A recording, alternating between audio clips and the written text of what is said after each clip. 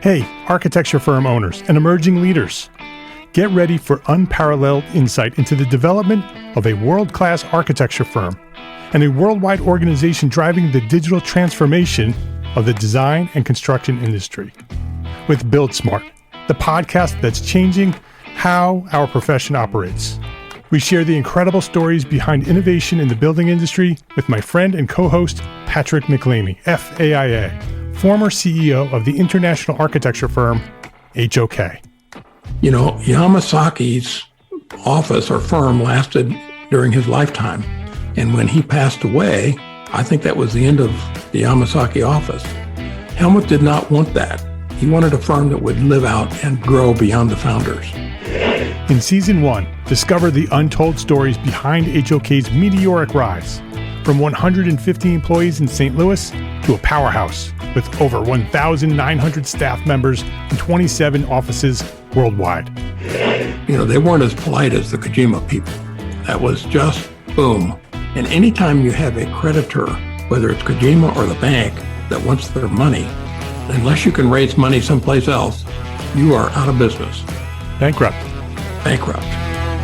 And hold on tight for Season 2, where Patrick takes us on a new adventure as chairman of Building Smart International, shaping the future of digital transformation in the design, construction, and operation of built assets. Ian Howell, Ken Harold, and I, Ken was my technical representative from HOK. The three of us took a tour of Europe of 5 cities in 5 days. Very busy time. Simply follow the link in the show notes to subscribe to Build Smart now and uncover lessons that will transform you and your architecture firm.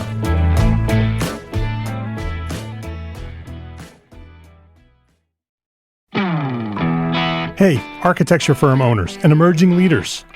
Get ready for unparalleled insight into the development of a world-class architecture firm and a worldwide organization driving the digital transformation of the design and construction industry. With Build Smart, the podcast that's changing how our profession operates. We share the incredible stories behind innovation in the building industry with my friend and co-host, Patrick McLamey, FAIA, former CEO of the international architecture firm, HOK. You know, Yamasaki's office or firm lasted during his lifetime. And when he passed away, I think that was the end of the Yamasaki office. Helmut did not want that. He wanted a firm that would live out and grow beyond the founders. In Season 1, discover the untold stories behind HOK's meteoric rise, from 150 employees in St. Louis to a powerhouse with over 1,900 staff members and 27 offices worldwide. You know, they weren't as polite as the Kojima people. That was just boom. And anytime you have a creditor, whether it's Kojima or the bank, that wants their money, unless you can raise money someplace else, you are out of business.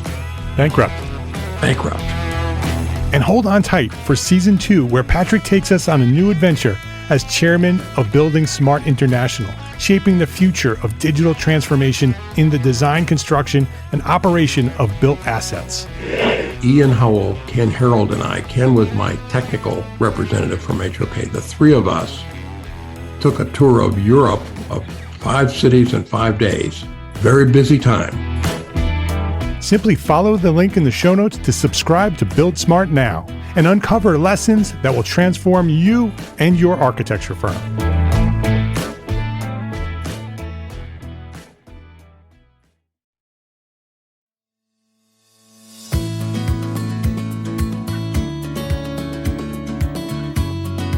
My name is Mark R. LePage, and you are listening to Entre Architect Podcast, where each week I speak with inspiring, passionate people who share their knowledge and expertise, all to help you build a better business as a small firm entrepreneur architect. David Jenyns, welcome to Entre Architect Podcast. Oh, it's a pleasure to be here, Mark. Looking forward to this episode. Oh, me too. This is actually a system. The topic of systems. I'm so excited. My tongue's moving faster than my brain. I love it when someone loves the systems. I feel like we're connected. I'm passionate about this, and our audience knows that. I've talked about systems so many times, but now we have an expert here to talk about systems. And so I'm really excited about this conversation. Let me introduce you to those who may not know who you are. David is the author of SYSTEMology, Create Time, Reduce Errors, and Scale Your Profits with Proven Business Systems.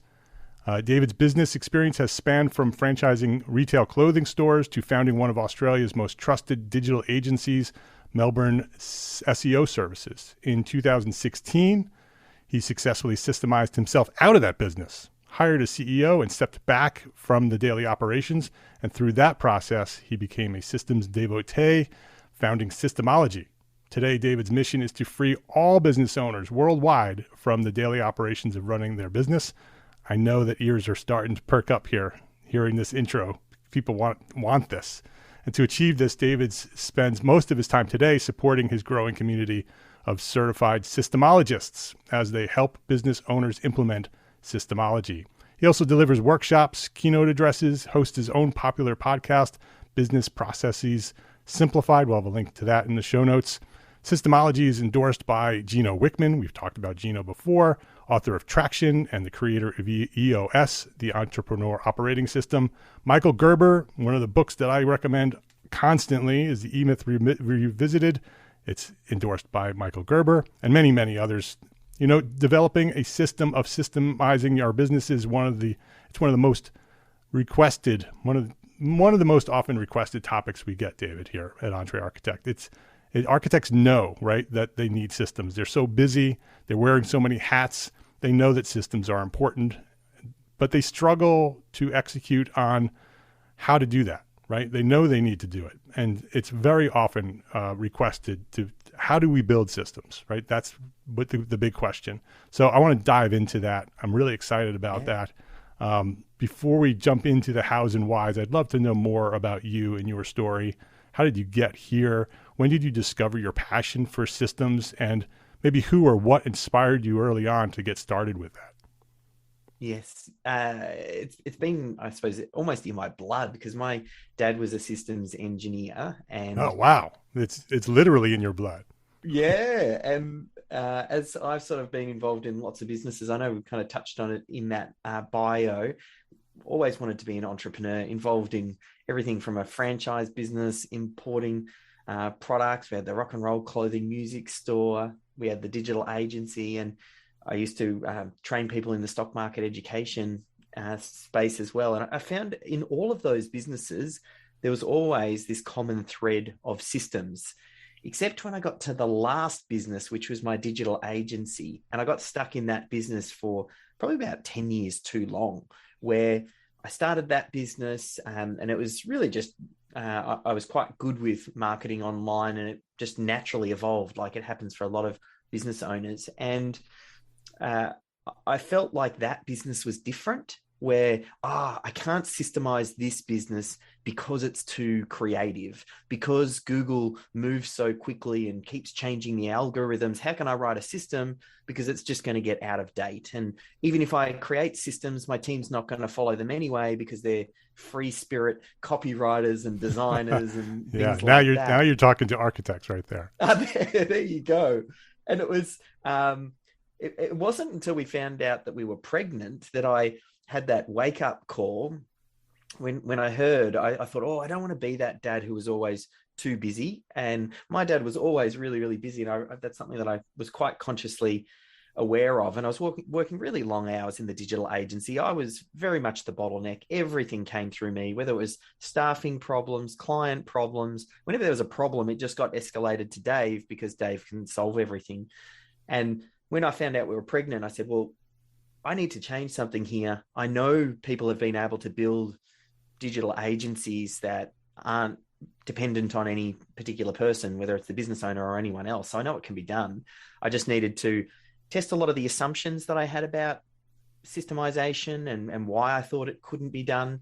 And that really was what started me on this journey, where over about 9 months, we stepped myself out of the day-to-day operations, scaled up a lady who was inside, and she got elevated to CEO. She ran that business for a good few years, actually, as I started working on SYSTEMology, which was my side hustle for a little while there. And we ended up selling the digital agency when she had to move back to the US because she was based here in Australia. She moved back, and I thought, oh, do I really want to go back into the agency land? No, my passion now is very much in the systemization space and helping business owners get off the tools and build things that really grow beyond them and start to remove that key person dependency. So that's what got me to where I am today. And, you know, the book was a big catalyst for the launch of SYSTEMology. When was it in that process of systemizing the digital agency that you realized that this needs to be something bigger than just your business, that it has to be a book or a system or something that you were inspired to share it with others? How did that happen? Yeah. So I went through this period as I stepped away from the digital agency where I already had a little kernel of an inkling that it could be done, because there was a sub brand under the digital agency, which is a video production business. It was like a sister company that we had. And I don't know how to operate a camera. I'm not a video editor, but this was still a business that I owned. And that business grew and had to grow without me on the tools. And that was actually a blessing in disguise, because it meant I didn't get sucked back into, hey, I can just do it. And we built up that business quite successfully. And then I thought, oh, well, how about I take a lot of these ideas and transfer that into the digital agency? And then we skilled up. Melissa and I stepped out. I took about a year off when we had our first child. And I was kind of sitting back thinking, what do I want to work on? And I'd been in the digital agency space for so long, and I just thought, oh, I'm a bit burnt out there. I just started doing some consulting work. I had a few people reach out, saw what I did to step out of the day-to-day operations, and said, oh, can you show me what you did to get to that point? And I worked with a couple of clients one-on-one, and then that evolved, and we ended up getting a small group and started it was like a fortnightly catch up on Zoom where we'd hop together and I'd coach them through this process. And I just started hammering away at this. Well, if you're going to systemize your business, what are the first systems you need to systemize? How do you get your team involved?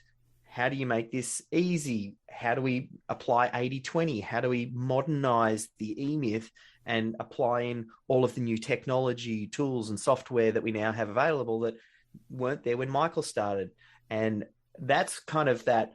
As I started doing that process, then I started to massage my own system. And then I realized there isn't really a system to systemize business, which sounds a little bit funny, because whenever I read the books like Traction, the eMyth, Scaling Up, a lot of the classics, what they do is they build the case for systemization. Right. And I think we've all reached a point now where we agree business systems are important and critical. And that's when I realized, oh, there's a big hole here. And I developed this system, and I said, okay, well, I ended up running a little workshop, and quite a lot of the clients from my SEO business came to that. And that workshop was version 1 of the SYSTEMology book. I basically got all of my ideas, assembled them into an order, presented it, and then we took the recordings from that, sent it off to a ghostwriter, and he wrote version 1 of SYSTEMology. And it was kind of that, I just recognized this is the book that I wish I would have had 10 years earlier. Yeah. And that's kind of how the whole idea started. Yeah. When I finished reading the eMyth, and I've read the eMyth probably a dozen times, that was the question, right? I know that I need to build systems, but I don't know how. And Michael talks about it a little bit, but doesn't really get into any sort of real structure. What I would love is for this episode to be the episode I send people to when we start talking about systems, right? We talk about systems, go to episode 461, and that's the episode where you'll learn how to do that. So could we do that? Could we sort of walk through at a very high level? Obviously, it's an entire book, an entire system, but maybe you have 7 stages in the book. Maybe we can walk through each of the 7 stages, describe a little bit about what it is and why it is, and give a little bit of structure on how step by step to put together a system. Yeah, perfect.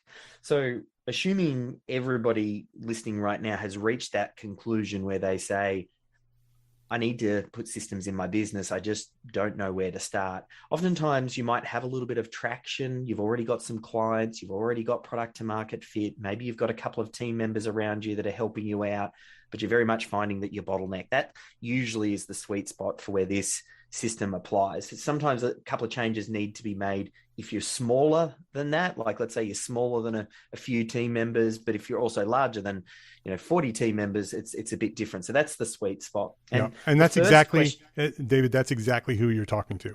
You're talking to, there are lots of sole practitioners, and there's lots of larger firm owners and lots of employees of architects. But the heart of Entre Architect is that architect business owner that has 3 to 10 people in their firms. And a lot of them are running into this problem where they know they need systems. That's not even a question anymore. I just don't know how to do it. Yeah.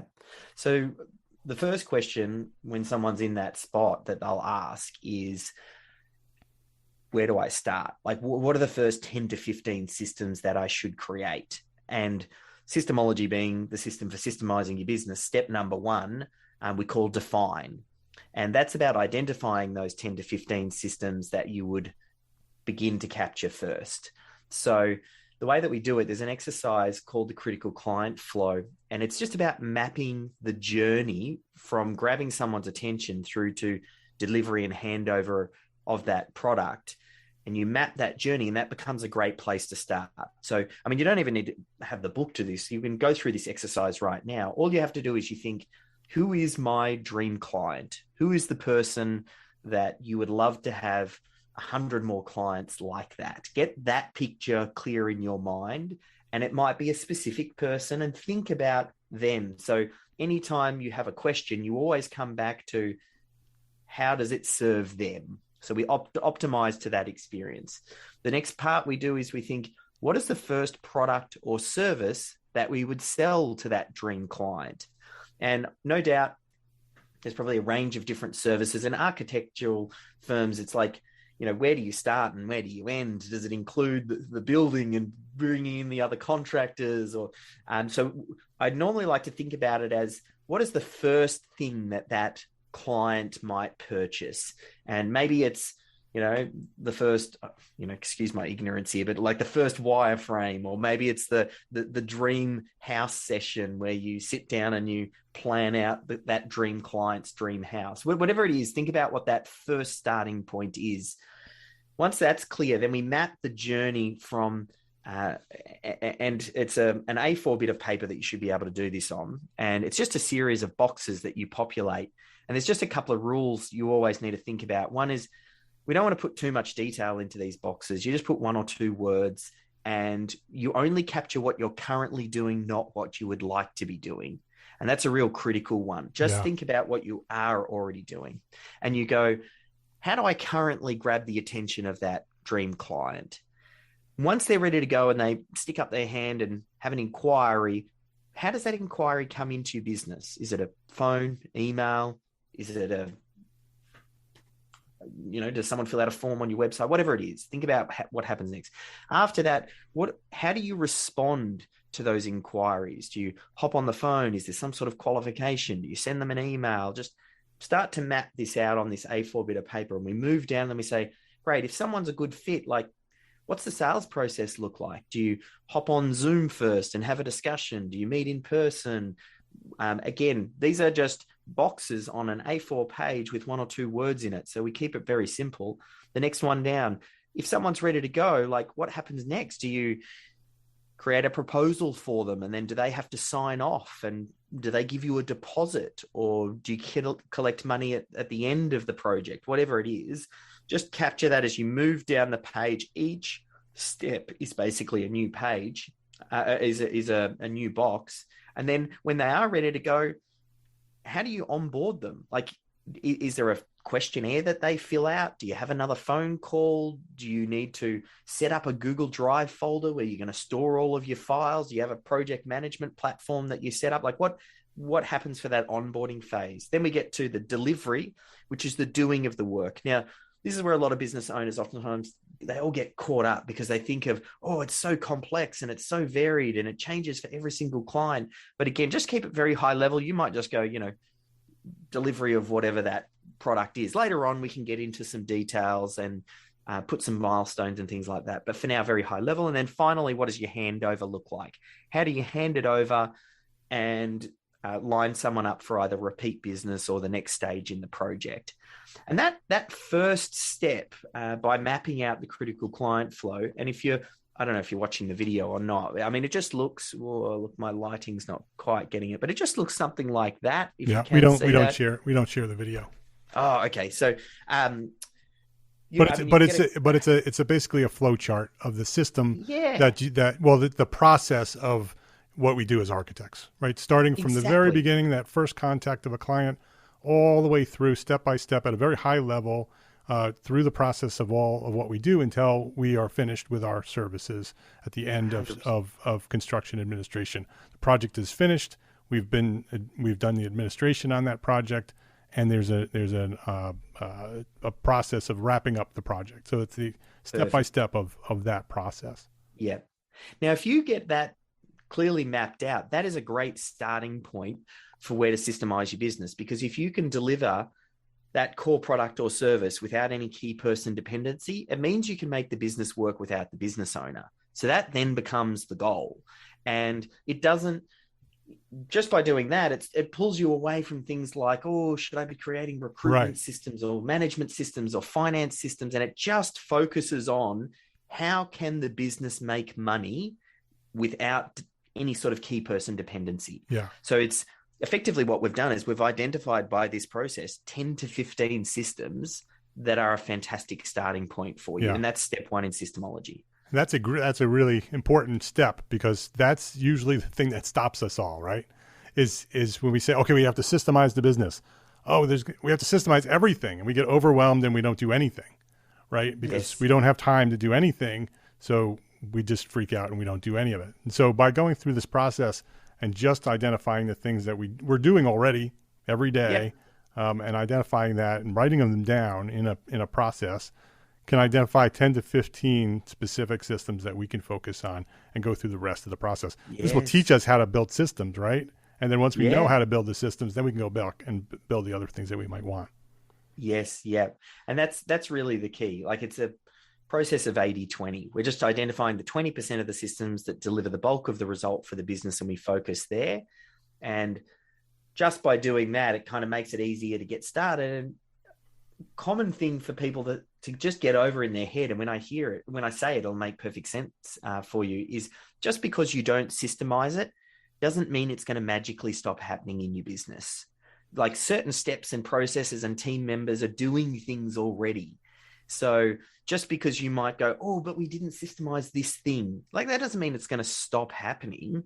That just means in this process, we're really focusing, and certain things need to be done to a certain standard, and we're capturing what that standard is. And that's when we move to stage number 2 in the process, which is assign. So assigning is about thinking, where is the knowledge currently already? As in, who knows how to do each of those 10 to 15 steps? Because sometimes it's the business owner, but sometimes another team member might know how to do that thing to a good enough standard. And that's okay. In fact, that's preferable. First, just capture who currently does something to a great or acceptable standard and start there. And where we can, we take the business owner out of the equation. So Jenny might handle the incoming inquiries as they come into the business. Well, let's assign that system to Jenny and capture what she's doing. Okay. Joe does a great job of the sales process. Okay. Well, let's assign him to that. Okay. Jeff, he ends up doing the delivery. So we basically go through that process, all of the 10 to 15 systems we identified, and then basically pair them up with a person. That's stage number 2. And the whole idea here is, wherever we can, we take the business owner out of the equation, because the business owner oftentimes can't help themselves. They'll want to make things better than they currently are, because the business owner has a picture in their head of what they imagine it could or should be. And they will try and create a system to that. But that gets in the way of it getting done, because then the business owner is the only person who can do this. Right. And we just need to get some momentum by stripping out where we can the business owner as much as possible and identifying who actually has the knowledge. So that's that stage number 2. Stage number 3 then is the extraction process.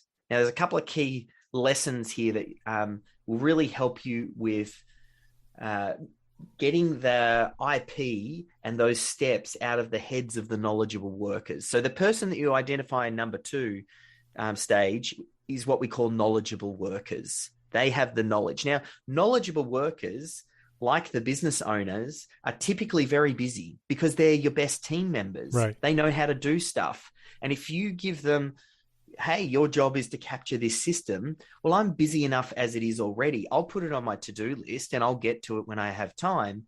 And they never have time. Like the business owner never has time, because systems are always important, but they're never urgent. So the key here to make the extraction phase work is to realize extraction is a 2-person job. You have the knowledgeable worker and you have a separate person who's the documenter. And you just record the knowledgeable worker doing the thing. Don't go out of your way to make it any more challenging than that. Just say, the next time that you answer that incoming phone call, I want you to record the next 5 times you answer the phone. Next time that you create a proposal for someone, just make me a video of you creating a proposal. I don't care if that video is 3 hours long. Just get me a video of you doing it, because that's version 1. And that's the other thing. We want to make version 1 as easy as possible. A lot of times people have this picture in their head of what they think a system looks like. And, they might think, oh, it's this beautifully organized bullet point. And I bet architects would be very guilty of this, because, you're perfectionists. You want to have it look a certain way. It has to have a certain amount of polish. And polish will happen over time. We don't want that idea, though, getting in the way of just getting version 1 down, because we can keep iterating. So we just record the knowledgeable worker doing their thing. And then the second person, the documenter, watches that video and then pulls out the key steps.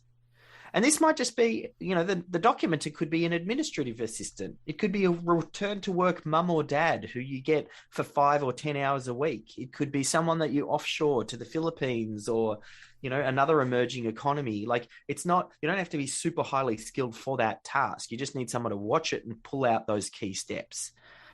The other thing, the secret for stage number 3 is to have a system for creating systems.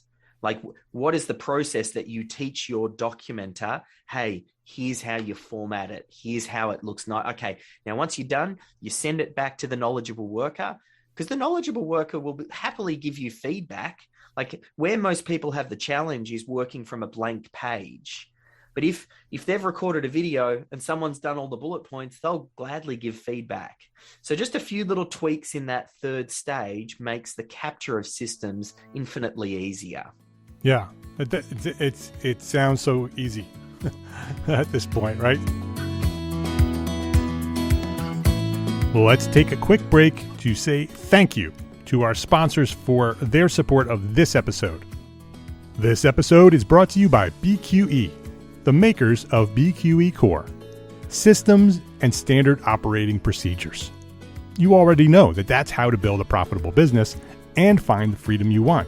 You need systems and procedures. But you struggle with choosing which systems you need most and how to implement those systems quickly so you can get back to doing what you love most. The Designing Your Business Masterclass series was created by acclaimed architect and business consultant Douglas Teager to help fellow architects and engineers run their firms more profitably while maintaining a healthy work-life balance. Douglas grew from a solo practitioner to become managing partner of his 30-plus person firm, and then later sold his firm so he can do what he does today, helping architects be more successful at Teager Consulting. On the 3rd Wednesday of every month, Douglas dives deep into an essential topic that will strengthen the profitability of your firm and make it sustainable for growth in years to come.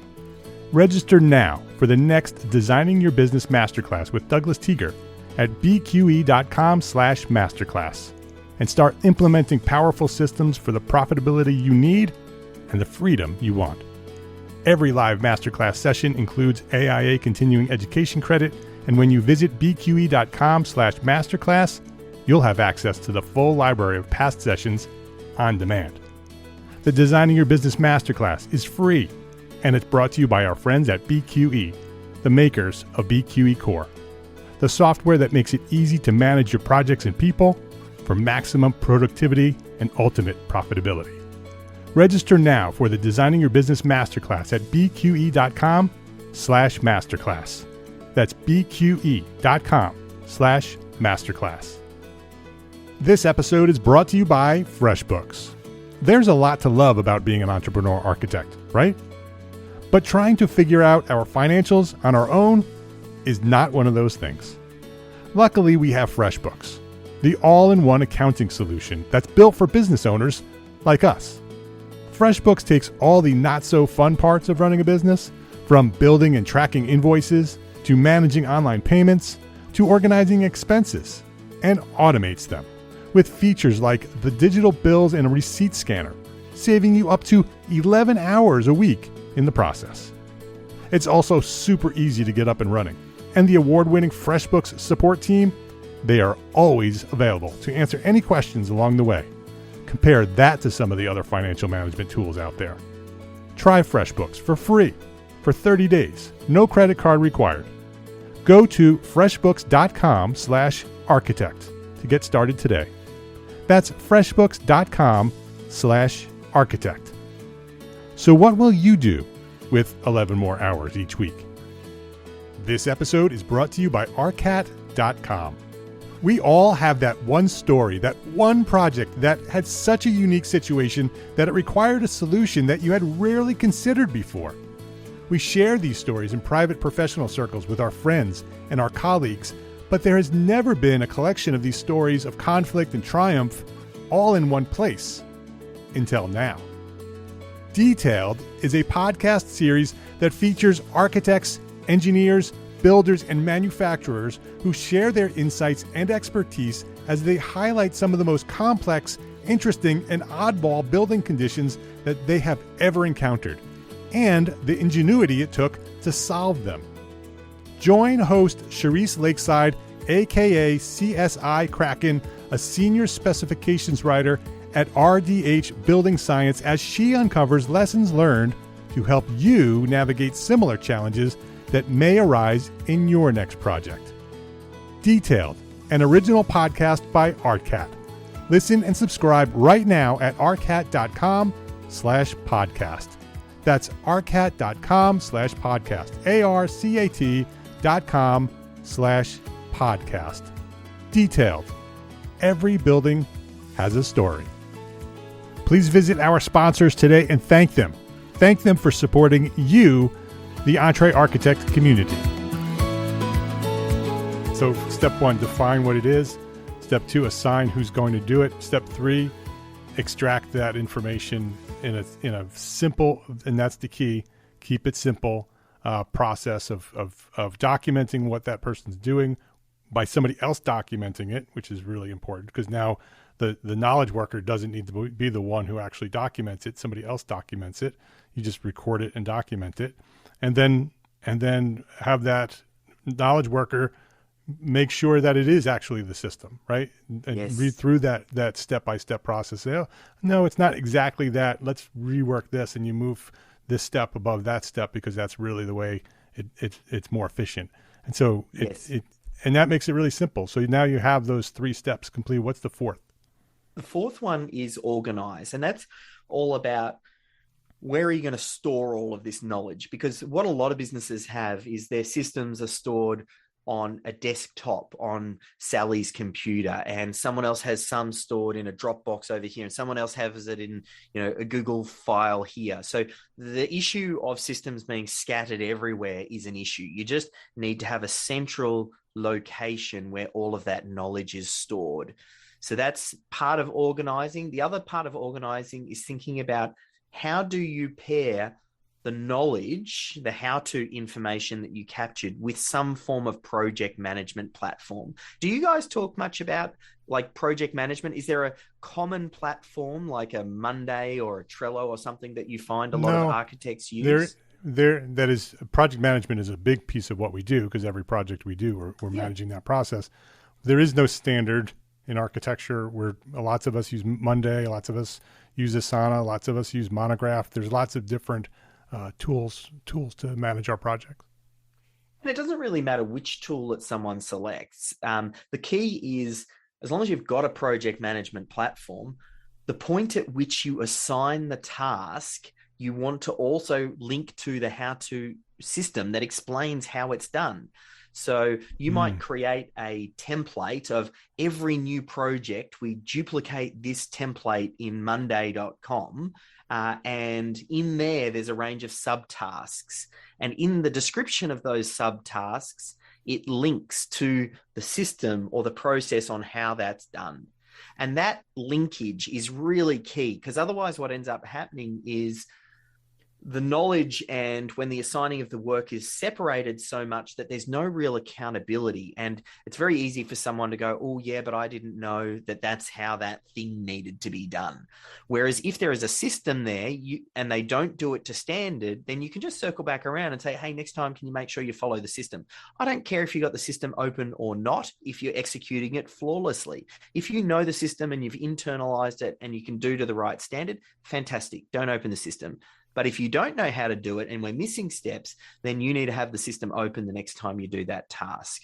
And it makes it a great way for new team members too. If they're figuring things out and learning for the first time, they're going to really appreciate it, because oftentimes what happens is new team members come on board, they get shown how to do something, and then they feel like they're expected to know it, and they don't want to ask a stupid question. So they don't ask questions and then they make stupid mistakes. Whereas if there's a link to a training or a how-to document, then it's much easier for them to go, well, if I'm not quite sure, I can have a look at this thing, which then starts to reduce errors and makes things go a lot more smoothly. So that's the fourth stage, organize, is really all about how do we take that knowledge and get it centrally located and then pair it together with a project management platform.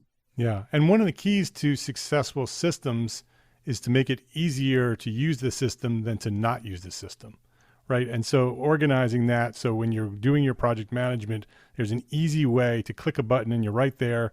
The system is there waiting for you, and that system makes it easier to go through that process than without the system. And then people use it.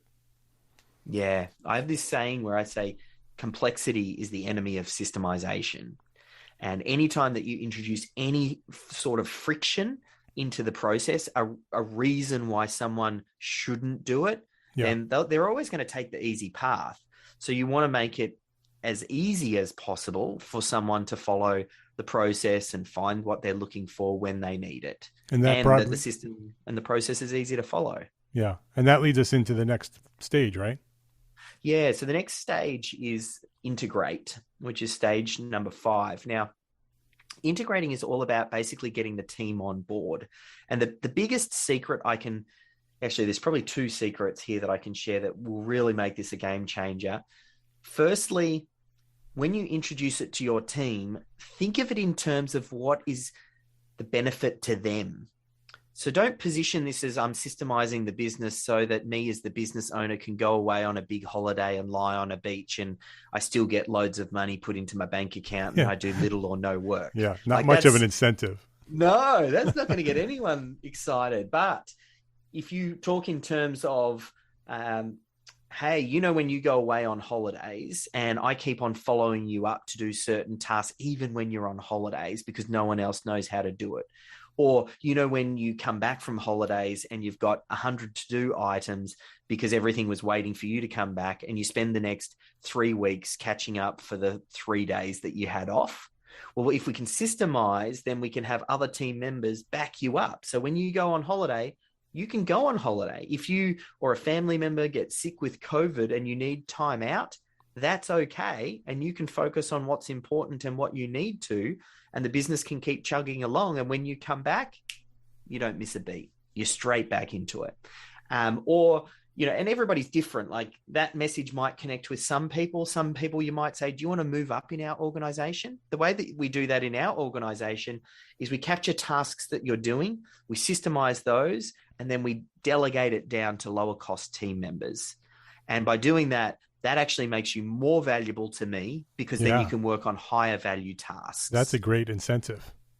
So it's all about, making everybody's job easier, giving them more opportunities and helping them to see that, because you want the team to get behind this initiative.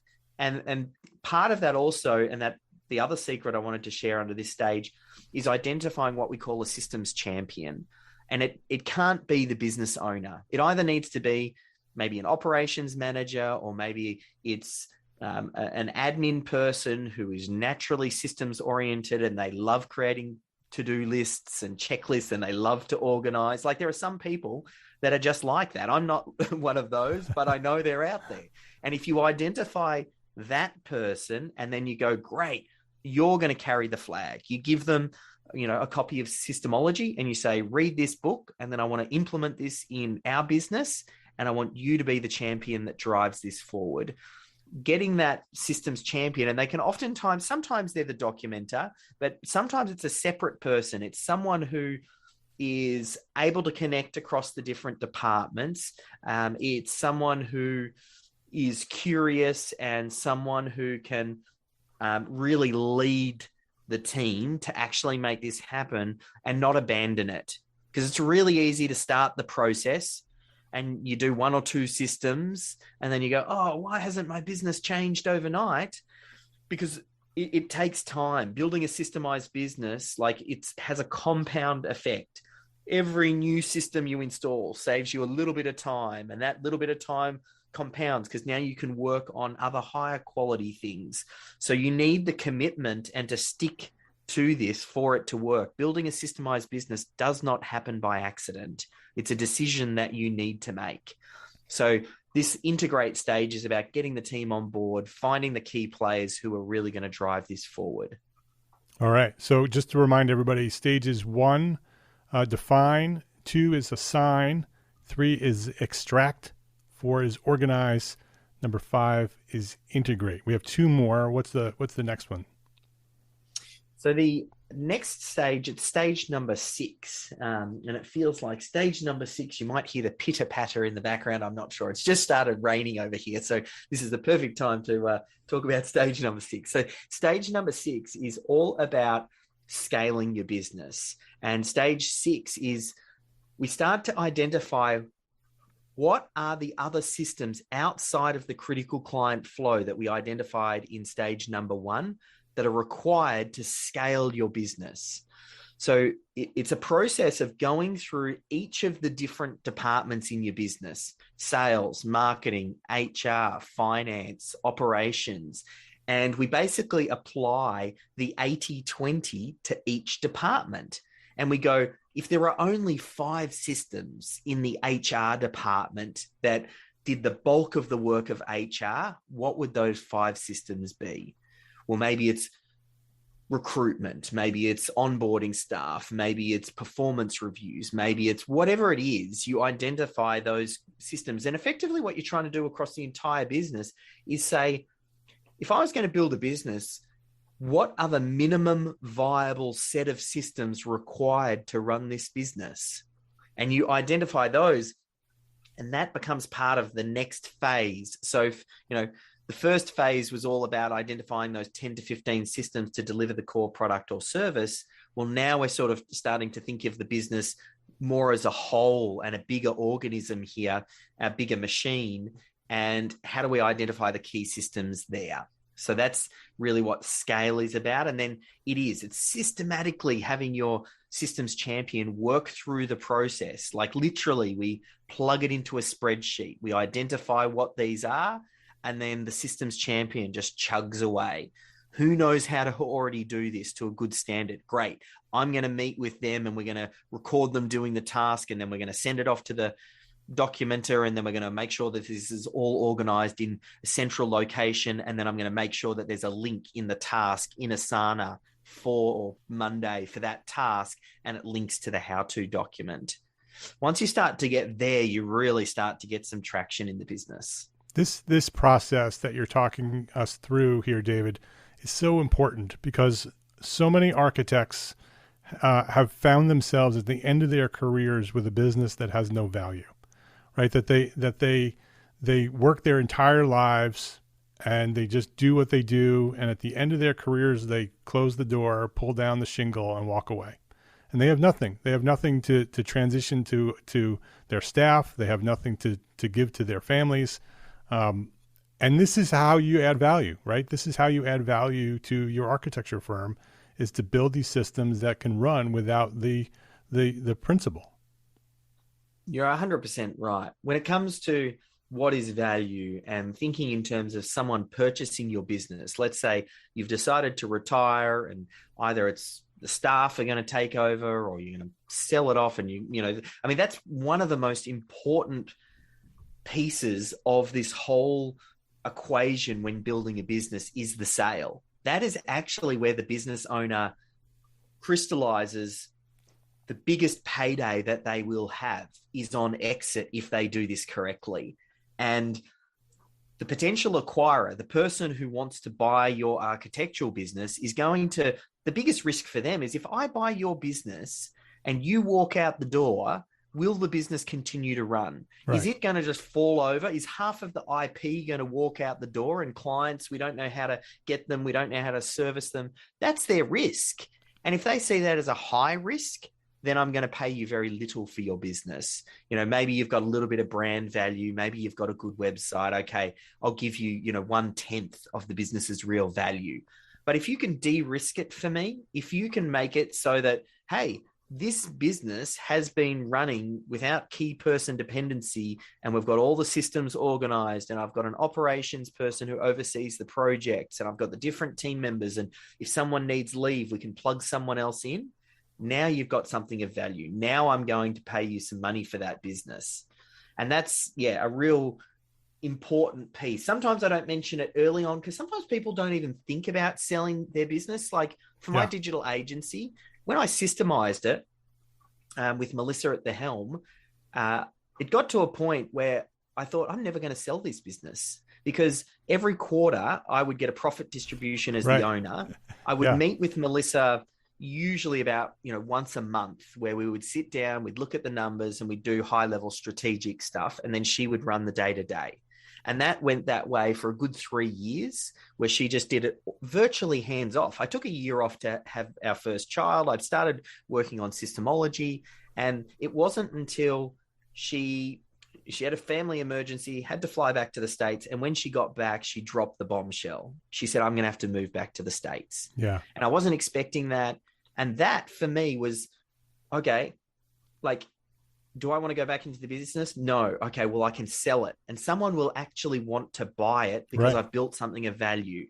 And that's the key. You're creating an option for yourself. If I didn't systemize that business and Melissa left, what is the value of that business? Half of the value just walked out the door then. She was the business at that point in time. It would have been a fire sale. I would have got nothing for it. Right. Rather than an opportunity, which is what you had, you would have a crisis. Exactly. And I wasn't even planning for it. So even if you're not thinking about selling your business, creating systems is the best form of business insurance you can have, because you don't know when something's going to go wrong. Yeah. And systems reduce errors. Systems reduce that waste. They help you scale profit, and they build something that someone actually sees as valuable. Yeah. We have one more stage left. Yes. What's our final stage here? So the final stage is the optimized stage. Now, this sounds a little counterintuitive for a lot of business owners, and I deliberately put it at the end because if we go back to the start, I think one of the key lessons that I mentioned in stage number 1 is capture what you're currently doing, not what you would like to be doing, because that becomes your baseline. It's infinitely easier to optimize and improve when you have a clearly identified baseline. Like, well, this is how we do things. And then if things are broken and errors are popping up and you're having troubles, it becomes much easier to go to work on the system if you know what the system is. So optimize, this last stage, has a lot to do with, well, let's install a dashboard. Let's get some basic metrics that we monitor, and let's listen to the system. Or, if we think of your business as a system, let's listen to your business. And when issues and recurring issues pop up, and I know you talk a lot about Gino's work and traction. I'm a big fan of Gino as well. Kind of feel like a lot of the work that he did, really, he took what I felt was in scaling up and turned it into a system that you could follow. Right. And he has this thing where he talks about the issues list. And really all I see an issues list as, here are problems that are popping up in the business. And every time those issues pop up, you just think about, how do I solve this at the system level? So I remember in our digital agency, we had this issue with late payers. There are a handful of clients that we'd constantly be chasing up to try and get them to pay. And our process was, we'd invoice them up front and then we'd give them 30 days. First, this issue popped up and we said, okay, well, what can we do? The first thing we did, we used MYOB, and we turned on some rules to make sure that automatic reminders were getting sent out. And we thought, great, we've solved that problem. A month rolls around, talk to accounts, that made zero difference. Like, that didn't solve any problem. Okay, so it popped up on the issues list again. And we said, okay, well, how else can we solve this? And we thought, well, how about, what would happen if we started asking the clients to pay up front, and then we wouldn't actually do any work unless they've paid, and then we would stop. And where we could, we would take credit card details and have it as auto billing. Yep, that sounds quite good. Changed it at the system level. Great. This is how we do things here. And then that ended up solving the problem. And for the handful of clients that kicked up a fuss and said, but we've always done invoices, then we would say, great, we'll keep invoicing you. But all new clients, they would come on board and they would get the new standard, but the old clients, if they're paying on time, we didn't really matter. So that whole idea of creating a dashboard, listening to what's going on in your business, listening for issues, and then trying to solve those issues at the system level as they pop up, is kind of like that next stage. And it starts off first, it's whack-a-mole, and there's tons of issues that pop up. Over time, the issues start to decrease. And then over time, the quality of the problem starts to increase, as in you start working on things that are more important issues, as opposed to, did we send out that late reminder to that person and that client didn't end up paying? Like, certain little things can just be solved. A business owner adds the most value when they're solving high quality problems that only they have the best insight on, because they understand the machine as a whole. And that's a big part of this optimized stage is how do we create a framework so the business owner stops solving the same problem over and over and over and over again. Let's get them to solve it once and then move on to the next problem. Yeah. What I love about Optimize is that it gives us permission in the other 6 stages to just get it done, right? Just get it done. Don't worry about perfection. Don't let it, it's not supposed to be pretty. It's not supposed to be perfect. It's just documenting it. Get it done. And then you have an entire stage here when it's all done and you're scaled and you're integrated and you've figured it all out. It's organized and you've extracted that and you've assigned it and you've defined it. Now you can optimize, right? You can go back and clean it up and you can finish it and polish it and when those issues come up, fix those issues and make that part of the system. And then it also allows you to go to those other potential systems, right? Those 10 or 15 that we've defined. Now we've gone through this process, we've built systems for those 10 or 15. Now we can go and start expanding our systems to those other more important, or not more important, those other non-critical systems that we still want systemized, but aren't part of that critical workflow. Yeah. I almost want to set some homework for the listeners where go hire the movie The Founder. It's got the story of the McDonald's brothers and Ray Kroc, and it talks about how McDonald's got started. And a lot of people, when they think about a systemized business and what a system looks like, they default to McDonald's and they think about these, beautiful binders with bullet points explained down to minute detail so that a 15-year-old kid off the street can learn how to come in and flip hamburgers by the end of the month and once they've finished their training. And people think that's what a systemized business is. But when you watch The Founder, you realize what you're thinking about there is the output after 60 years of doing this. Version 1 of the system was them walking out onto a basketball court, getting some chalk and scratching out what the store would look like. And they say, oh, yes, let's put the fryers here. Let's put the drink machine here. Let's put the counter over here. Oh, no, let's move that. That's not going to go well there. And that is version 1 of a system.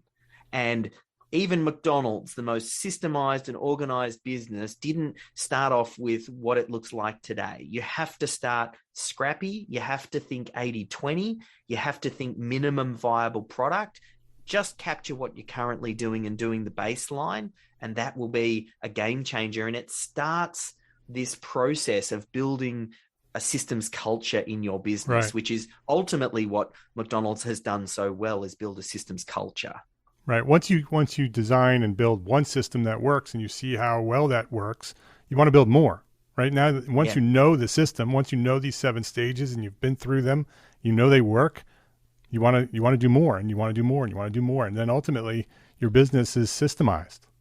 Yes, and this is just a process. You just got to get it going, and I think that's probably the biggest thing I wanted to do for today's podcast is have someone who might have tried systems in the past and it didn't quite work, or they might have reached the conclusion and thought, oh, systems won't work in my business because we're too creative, or I'm not a systems person, or my team won't follow systems. And I want to go, there's a good chance many of these are false assumptions. And I would love for you to retest them and think about giving this another go, because you might not see yourself as a systems person, but that doesn't mean you can't own a systems-driven business. And it's actually very natural and normal for the business owner not to be a systems person, because usually they're the creative, visual, big picture thinker.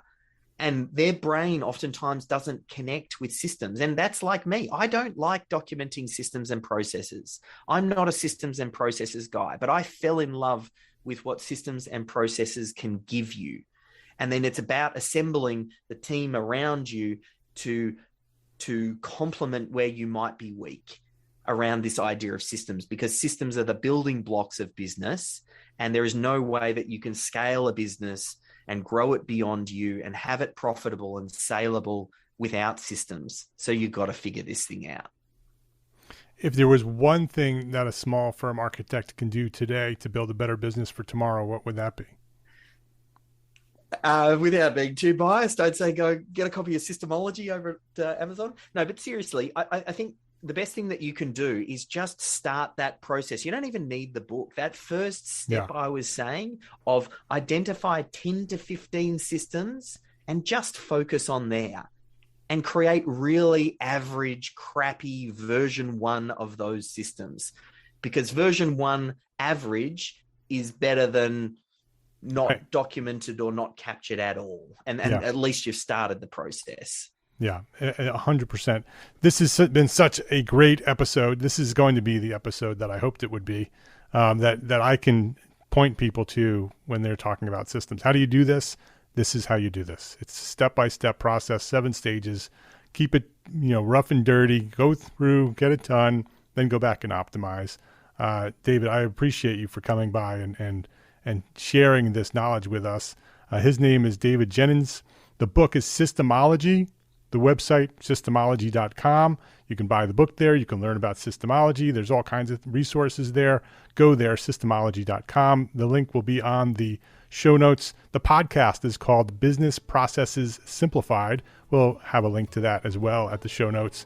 David, thank you for writing this book. I think this is an important book. So many books talk about the importance of businesses, business systems, and case studies of business systems, but there are not a lot of books out there that actually step-by-step teach us how to do it. And so I appreciate you for taking the time and writing this book and now basically dedicating your life to it. I appreciate that. And I really appreciate you coming by and sharing your knowledge here today at Entre Architect Podcast. It's an absolute pleasure. Thank you for having me, Mark.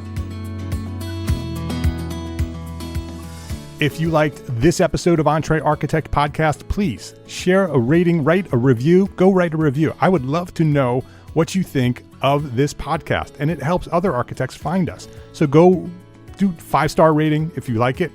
Share, write a review. I'd love it. And share a link to this episode with a friend, because that's how we've grown. That's how Entre Architect has grown to serve thousands of architects throughout the world, just like you. Thank you to our sponsors, ARCAT, FreshBooks, and BQE for their support of this episode. I ask you to support them because they support us. And if they're supporting us, they're supporting you. So go support them. Got it? Go support our sponsors. Links to our sponsors, so you can click on those links and go right to them. Links to our sponsors and all the resources we shared today are available at the show notes for this episode at entrearchitect.com/podcast. All the shows are there. entrearchitect.com/podcast. Entre Architect is a member of the Gable Media Podcast Network. Gable Media is curated thought leadership for an audience dedicated to building a better world. Listen and subscribe to all the shows. I think there are 11 of them there now. Go there, gablemedia.com. That's GABL media.com. And I hope you're going to join us in Austin November 1st through November 3rd, 2022. Those are the dates for the Entre Architect Community Annual Meeting, our first ever live and in-person conference for you, the small firm architect community. Visit entrearchitect.com/annual meeting right now to learn more. That's entrearchitect.com/annual meeting, and I will see you in Austin in November. Don't miss this. This is going to be great. entrearchitect.com/annual meeting. It's a conference for you, small firm architects. Thank you for listening today to this episode of Entre Architect Podcast. Love, learn, and share what you know.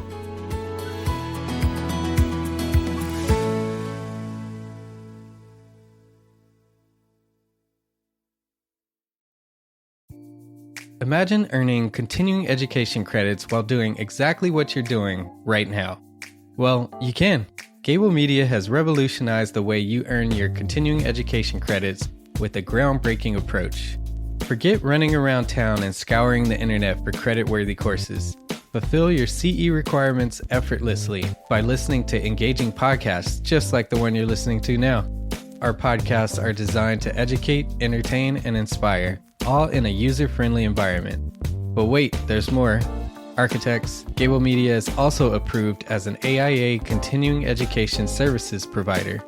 Upon completion, we handle everything, from reporting your hours directly to the AIA to storing your certificates in your personal Gable Media profile for your self-reporting needs.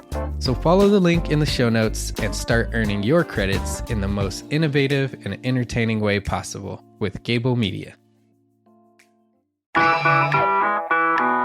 Attention architects and creative minds. Get ready to supercharge your brand with Build Your Brand, the podcast that's unlocking the secrets of branding success for creatives. Hey there, it's Mark Arlepage, founder of Entre Architect, and I'm inviting you to join my friend, architect marketing expert Jeff Eccles at Build Your Brand podcast, where he explores the captivating stories of the world's top brands and transforms their lessons into powerful moves for small firm architects and creatives like you. In Season 1, Jeff shares the thrilling tale of Southwest Airlines, where he dissects their journey to the summit and distills it into strategies tailor-made for you. It's important to keep in mind that companies like Southwest compete in the real world, just like you, and face real-world challenges, just like you. You might be surprised at how similar those challenges are to the struggles that you grapple with on a day-to-day basis. Don't miss out on your blueprint for success. Subscribe, tune in, and let's build your brand together. You may have noticed that the very best brands in the world are also known for having somewhat unique corporate cultures. That's often the glue that holds everything together when they encounter those rough spots. We don't do it because it inconveniences the passengers to whom we are primarily dedicated, the short haul, frequent flyer. Follow the link in the show notes to subscribe to Build Your Brand today. Remember, no matter the size, the journey's the same. Your brand's journey to the top starts here.